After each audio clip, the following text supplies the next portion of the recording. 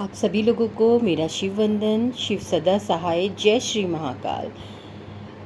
जीवन में धन की बहुत आवश्यकता होती है क्योंकि हमारी बहुत सारी चीज़ें ऐसी हैं जो धन के बिना पूरी नहीं हो पाती हैं।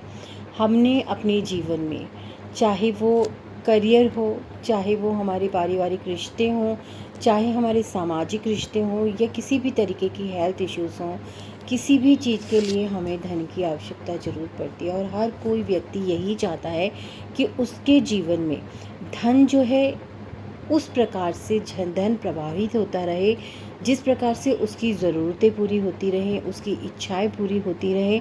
मैं मानती हूँ कि इच्छाओं का कोई अंत नहीं है, लेकिन फिर भी हमारी जो बहुत बेसिक ज़रूरतें होती हैं उसके लिए भी हमें धन की अति आवश्यकता होती है। और हर कोई इंसान पूरी कड़ी मेहनत करता है उस धन को अर्जित करने के लिए। फिर भी बहुत सारी वजह होती हैं जिसके कारण से उसकी मेहनत सफल नहीं होती है।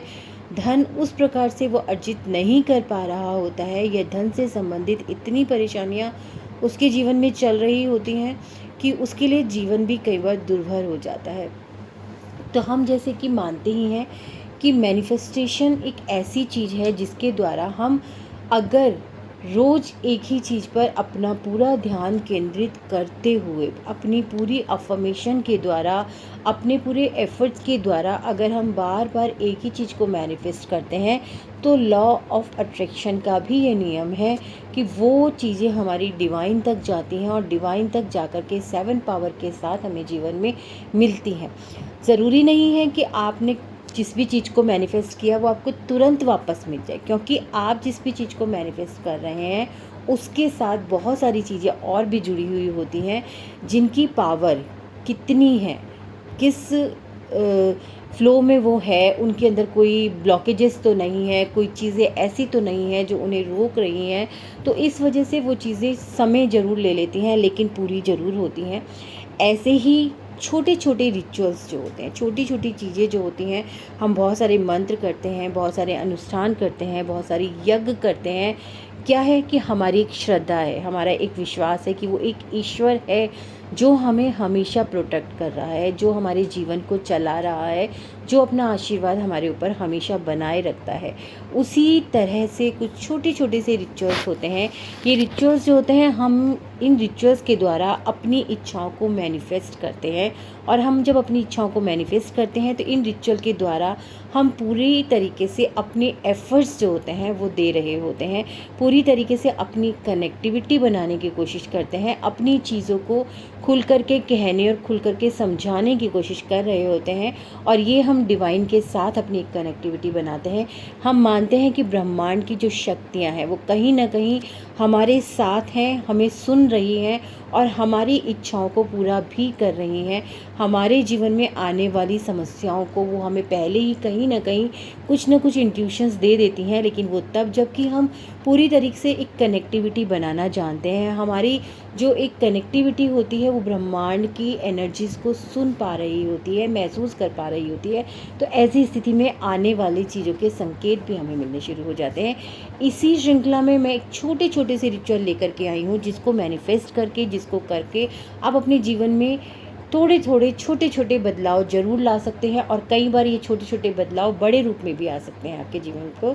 तो आज एक छोटा सा रिचुअल लेकर आई हूँ, छोटा सा अनुष्ठान लेकर आई हूँ। ये आप पूर्णमासी पर करें तो ये बहुत ही अच्छा रहेगा। आपको करना ये है कि एक हरे रंग की कैंडल जलानी है, उस राशि पर ध्यान केंद्रित करें जो आप एक वर्ष के भीतर अर्जित करना चाहते हैं। इसे एक कागज़ के टुकड़े पर आप लिख दीजिए और उस कागज़ के पीछे अपना नाम लिख लीजिए या जिस भी सदस्य के लिए आप ये कर रहे हैं उसका नाम लिख लीजिए। अब कागज़ के टुकड़े के किनारे पर एक तेज पत्ता रखें, उसके ऊपर एक सिक्का रखा, सिक्का कोई भी हो सकता है, और कागज़ को मोड़ दें ताकि सामग्री जो है उससे बाहर ना गिरे, यानी कि उसको इस तरीके से मोड़ें कि वो सारी सामग्री जो है उस कागज़ के अंदर फोल्ड हो जाए। अब कागज़ को एक बैग में रखें और उसे बांध करके सील बंद कर दें। बैग को मोमबत्ती के लौ के ऊपर उठाना है, यानी कि आपको उस जो बैग अपने पैसों का बनाया है उसे, जो मोमबत्ती आपने जलाई थी उसकी लौ के ऊपर आप उठाएंगे, लेकिन इस तरीके से उठाएंगे कि वो जो बैग है वो किसी भी तरीके से आग पे ना छुए ताकि उसमें कोई जलने का खतरा ना रहे। उसके बाद आपको ध्यान रखना है कि आपको पूरी तरीके से कंसंट्रेट होकर अपने उस लक्ष्य पर ध्यान देना है जिसको आप पूरा करना चाहते हैं। यानी कि आपको अपने उस मनी पर ध्यान देना है जिसको आप पूरे वर्ष एकत्र करना चाहते हैं, अर्जित करना चाहते हैं। और अब आपको कहना है कि हे ईश्वर, आप अपने किसी भी जिस भी ईश्वर को आप बहुत ज़्यादा मानते हैं, आप उनका नाम लेकर के भी बोल सकते हैं कि हे ईश्वर, जिसके लिए आप कर रहे हैं उसका नाम लेकर के को पैसा दो, झोली को भरपूर भरने दो, हमें धन और बुद्धि से संपन्न करो। नदी की तरह पैसा सोने के रूप में बहे, ऐसा ही होगा। यह सब आपकी इच्छा है, आप चाहें तो सब कुछ हो सकता है। हे ईश्वर, आपके सम्मान में ये मोमबत्ती मैंने जलाई है, आपके सम्मान में ये ऊर्जा मैंने आपको अर्जित करी है, अपनी श्रद्धा आपको अर्जित करी है।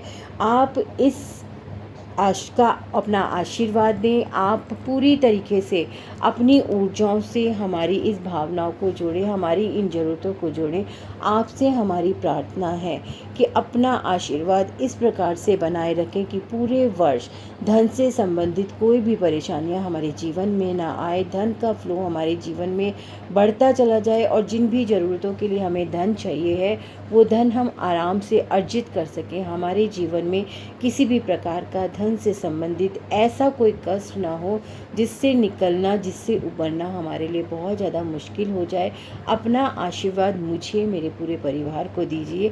मेरा पूरा विश्वास है कि आप मेरी बात को सुन रहे हैं और ये आशीर्वाद मुझे मिल रहा है। ऐसा करके आप उस कैंडल को पूरा जलने दीजिए। जब कैंडल पूरी जल जाती है, अगर उसमें से वैक्स बचता है तो उस वैक्स को लेकर के आप अपने घर के किसी भी गमले की मिट्टी में दबा सकते हैं। अगर आपके घर में कोई गमले नहीं है तो आप बाहर उसको किसी पेड़ के नीचे रख के आ सकते हैं। चलिए, सभी को मेरा